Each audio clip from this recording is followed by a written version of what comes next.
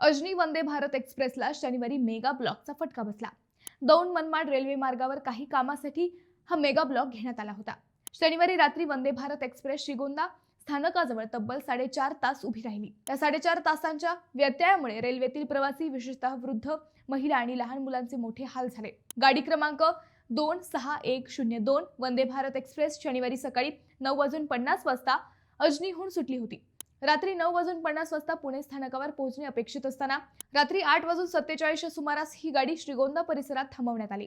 तांत्रिक कामे आणि मेगा ब्लॉकमुळे ही गाडी मध्यरात्री 1 वाजेपर्यंत तेथेच उभी होती। 15 ते 25 जानेवारी दरम्यान मेगा ब्लॉक असल्याने अनेक गाड्या रद्द करण्यात आल्या होत्या। मग वंदे भारत का रद्द केली नाही, असा संतप्त सवाल प्रवाशांनी विचारला आहे। गाडी इतका वेळ का थांबवली आहे, याबाबत रेल्वे प्रवाशांकडून कोणतीही अधिकृत माहिती वेळेवर मिळाली नसल्याचा आरोप प्रवाशांनी केला।